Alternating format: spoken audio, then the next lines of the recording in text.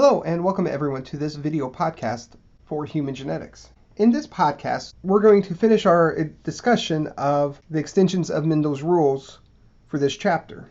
And we're going to focus specifically on mitochondrial DNA mutations. Remember that if this is a typical human cell, that we know that DNA is found in the nucleus. And everything we've talked about up to this point has been linked to genes that are found in the nucleus. However, we also know that an animal cell are going to have mitochondria. And we know that this mitochondria has its own DNA. The DNA in the mitochondria is very important in cellular respiration. Many of the genes, not all, but many of the genes necessary for cellular respiration are found in the mitochondrial genome. I don't think your book spends too much time on this, but I think it's important for us to consider why is it that the mitochondria has its own DNA. No other organelle in animals has DNA in it except the nucleus and the mitochondria. If you're a plant, you would also see DNA in the chloroplast. This being a human genetics class, we're not going to focus on chloroplast though.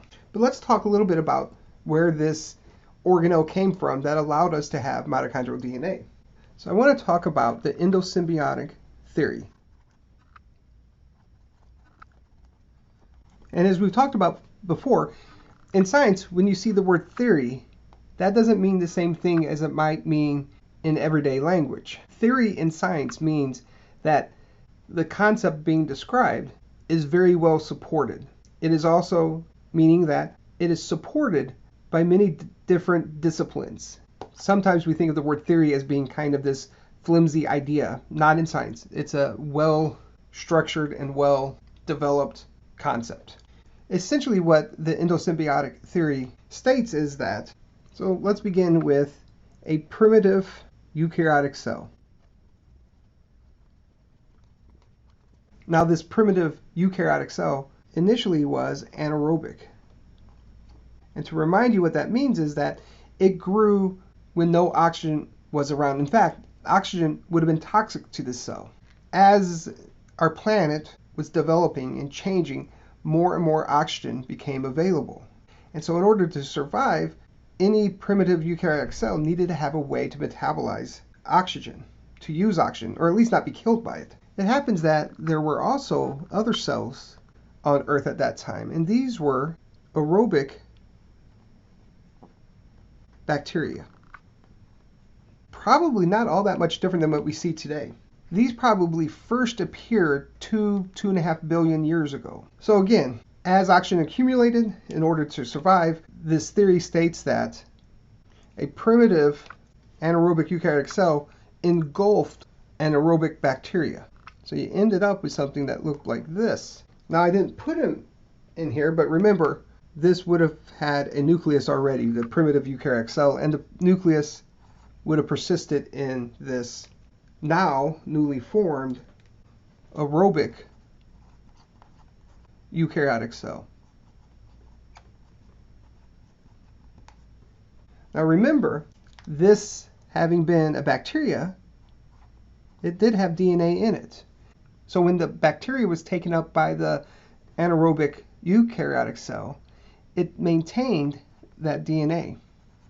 So what's happened to this DNA in the past 1.5 billion years? Well, a lot of things have happened, and we'll get into that in a moment, but the main thing I want you to recognize is that that DNA has, to some extent, stayed in the mitochondria. And so now our mitochondria and our cells have DNA in them, and that DNA is essential for the functioning of our aerobic oxygen-utilizing cells. Some of that DNA actually transferred over into the nucleus. You don't need to worry too much about that, but there's been some mutual sharing of the DNA from this early bacterium. Now this mitochondria, sometimes people think maybe this mitochondria could now live on its own if it left the cell, but it can't because it's lost too much of that DNA. It's no longer capable of of living outside of its host cell. So that's the endosymbiotic theory. All right, then let's go ahead and continue with our discussion of mitochondrial DNA mutations. Now that we have an understanding of where our mitochondria came from and why we have it and why it has DNA in it, let's talk about how it's inherited. So mitochondrial inheritance. We know that both males and females have mitochondria.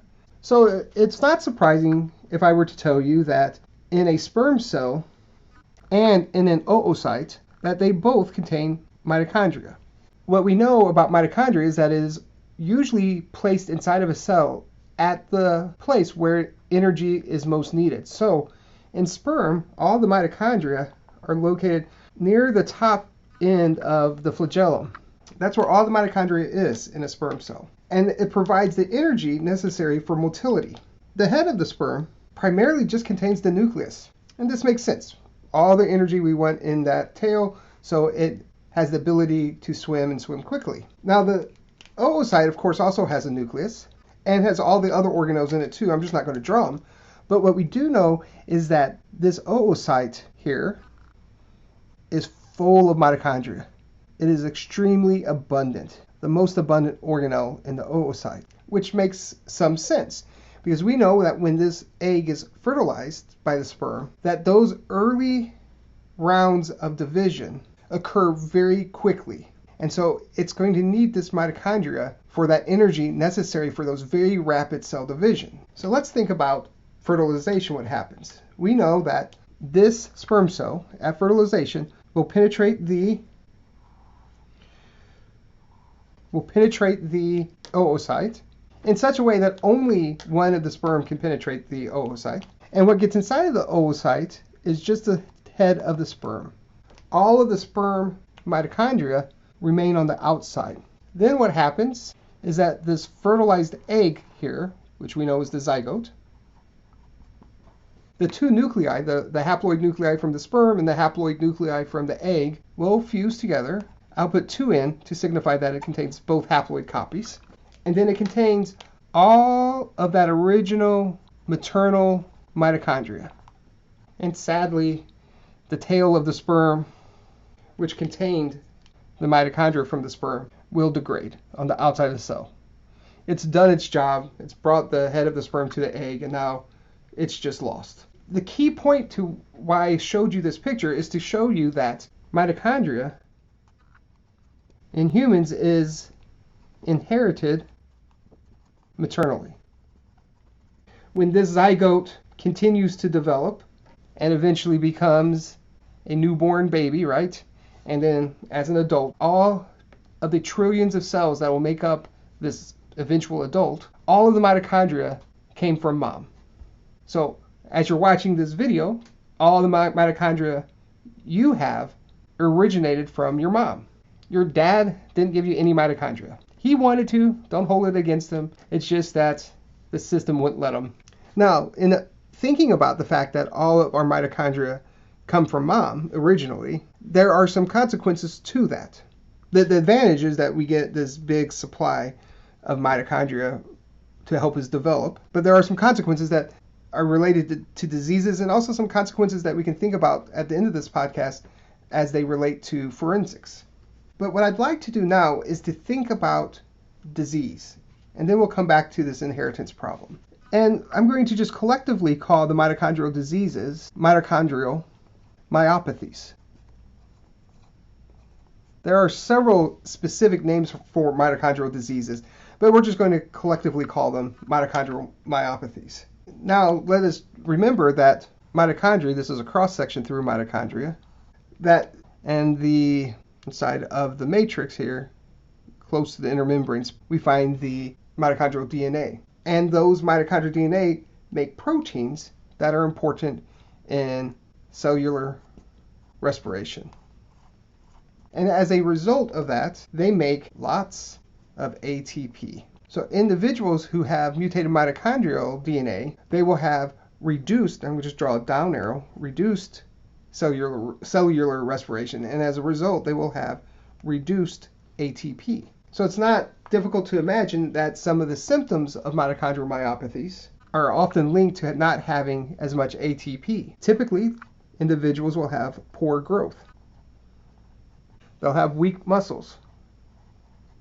This is a very common symptom of mitochondrial myopathies. Myo for muscles. These individuals often have weak muscles. They also have, typically, poor vision.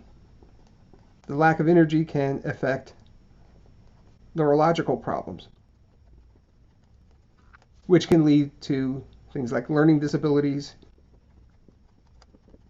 Some reports have linked individuals with mitochondrial myopathies having ADHD. Now, everybody with ADHD, I am not saying has a mitochondrial myopathy. There are a lot of things that can cause ADHD. And the last one here, it kind of goes with the combination between the muscle weakness and the neurological problems, but they will typically have something we call ataxia. And that means they have poor, irregular movements. They might appear to stumble around a lot when they walk. Now, I'll talk about this on the next slide, but I also, while we have this amazing picture here, I want to point out that when somebody has a mitochondrial myopathy, it doesn't mean every copy of their genome, of their mitochondrial genome, is mutated. There may be upwards of 50 to 100 copies of a mitochondrial genome in a cell. Usually what happens is only a subset of them are mutated. So maybe in this individual, these are mutated, but these are not. All right, now on the next slide, what we're going to do is we're going to talk about connecting this idea of a mitochondrial myopathy with inheritance. All right, what I'd like to talk about now is inheritance and heteroplasmy. And I'd like to define heteroplasmy first. So let me draw a eukaryotic cell. And for the purposes of a later discussion, let's make this an oocyte. And inside of this oocyte, I'm going to draw the mitochondria, but I'm only going to signify them with a plus or minus sign.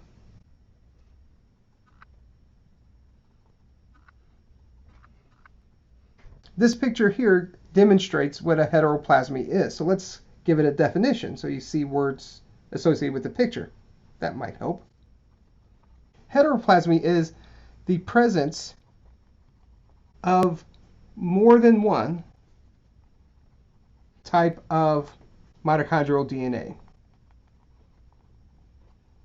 It would be rare if in a person's mitochondrial genome that every one of these 50 to 100 copies of mitochondrial genomes we have per cell, if they were all the same. It's unlikely that all of mine would be completely unmutated.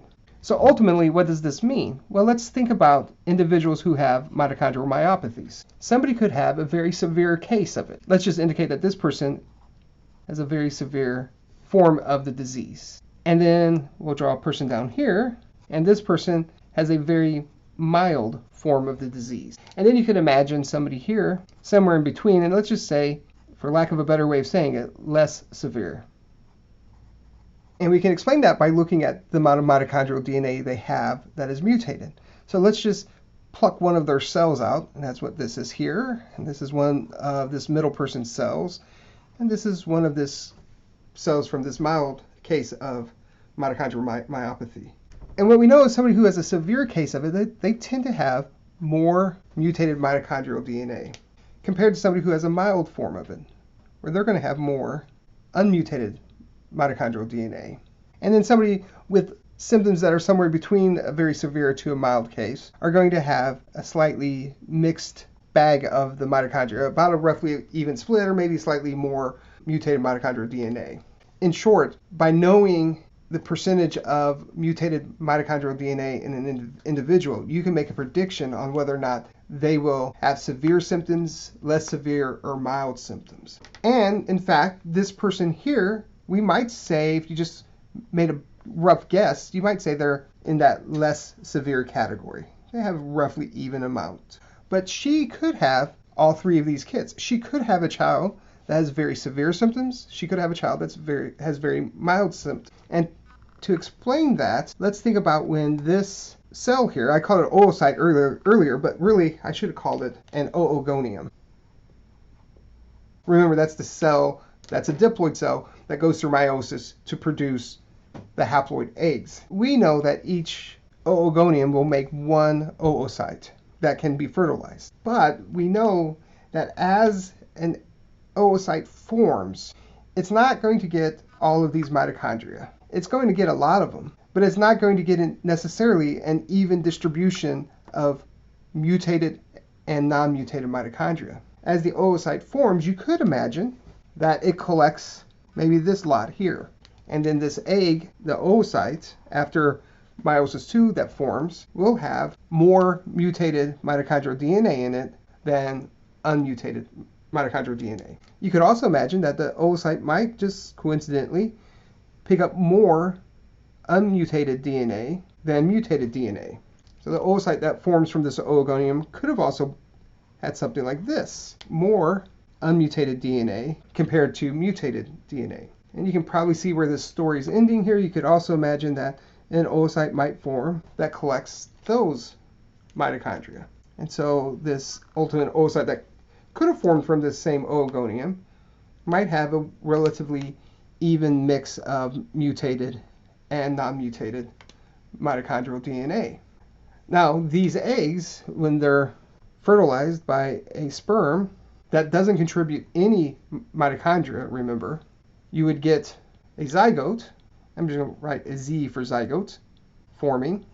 And since that zygote initially started off with this proportion of mutated mitochondria, or this proportion, each of these will lead to a different percentage of mutated mitochondria in the eventual child that is born. So due to heteroplasmy, you have different degrees of severity. And because of the way that the oocytes can package up the mitochondria during oogenesis, you could have oocytes themselves with variable amounts of mutated or unmutated mitochondrial DNA, and that can ultimately lead to 3 different children being born from the same mom with different levels of severity.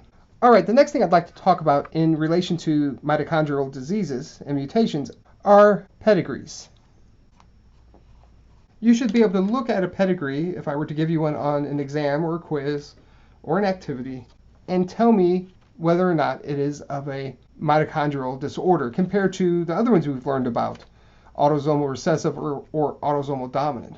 So here's an example of a mitochondrial disorder in a pedigree. A few things we should know about mitochondrial disorders as we interpret a pedigree. The first is that males and females can both have mitochondrial, and I'm just going to put mito, diseases. And we can see that in this pedigree. We can see males, here's 1, 2, 3, 4, 5, 6, and that one there, having this disease. And then we can also see females. You can see this colored in circles. Those are the females who have this disease. So the disease does not only affect one sex over another. But because of the way mitochondria are inherited, affected males cannot pass the disease to their kids. So we can see here, we see several males with the disease in this second generation. The first one here, you can see none of his kids have it. The next male with the disease, this one here, none of his kids have it. And then this last one, he has the disease, but he doesn't pass it on to either of his 2 children.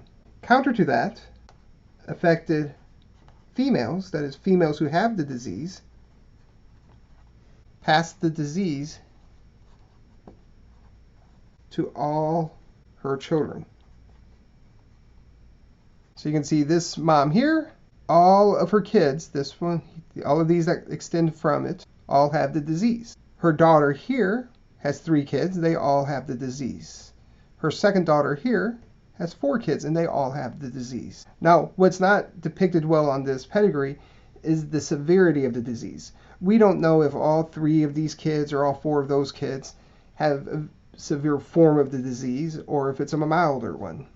That's not really indicated on the pedigree itself. But we know that in reality, these individuals who are colored in could have variable degrees of severity associated with their disease.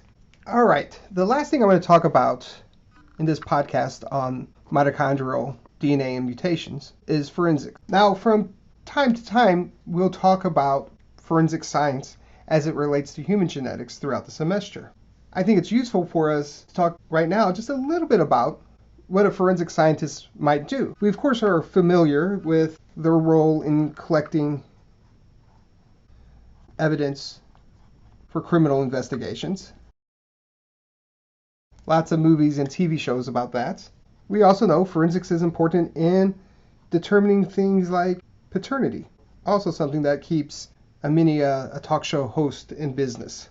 Of course, it can also be used to determine maternity. That seems to be of less suspicion, but it could be used for that. People who study archaeology or anthropology can use forensics. I had a colleague that studied ancient human populations and was wondering what kind of food they ate. And he was able to take blood from the tools, the weapons they used in their hunting, and was able to determine from the DNA left behind in that blood what kind of animals they hunted. Individuals who are conservation biologists, they also use forensics. You can use it for many different applications, but one that I'll mention is to catch poachers.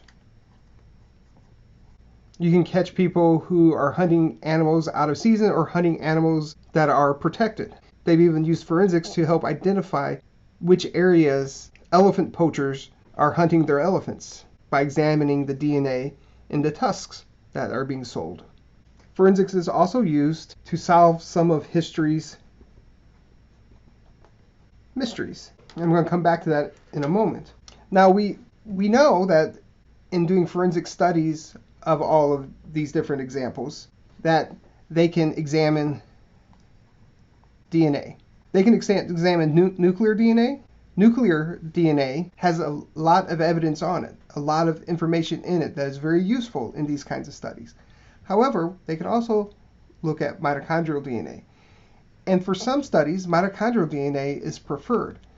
And some of the reasons for that is that it is more stable. So if you're looking at an older DNA sample, or a DNA sample that has received a fair amount of damage for whatever reason, it's more likely that the mitochondrial DNA will be present compared to the nuclear DNA. Because, as I said, it's more stable, and there's also more copies of mitochondrial DNA per cell than copies of nuclear DNA. Our nuclear genes, we have 2 copies of each one. Mitochondria, we may have 50 to 100 copies of each one in a cell. So you just have more to start off with. And your book tells this interesting story of Marie Antoinette, the Queen of France, and her husband, the King of France, Louis XVII. Now, if you remember your history, both Marie Antoinette and Louis XVII met their end at the end of a guillotine. They also had a son, and the son was in prison and died, I believe it was around like 10 years old, pretty young, and he was buried. Okay, this is not shocking, is it? No, of course not. As is often the case, there was a conspiracy theory that the young boy that was actually buried was not the son of Marie Antoinette and Louis XVII. It was an imposter so that the son could escape and live the rest of his life and potentially have children who would be heirs to the throne. So what they could do, and what they did do, was they took DNA samples from Marie Antoinette and DNA samples from the body that was buried. They also took DNA samples from relatives of Marie Antoinette and compared them. And they determined that, indeed, he was the prince. It would have been a better story if he wasn't the prince, but that kind of killed that conspiracy theory that the son lived and had children. Now, let's back up for a moment. The reason we could do this in this particular study, because these samples were very old, was that the mitochondrial DNA was stable and was still, enough of it was still around in Marie Antoinette's remains and the son's remains. Now remember, they couldn't look at Louis' mitochondrial DNA because he would not have passed it on to his son. That only came from mom. So they only had to identify where Marie Antoinette's body was, where the son was, and they could do the comparison.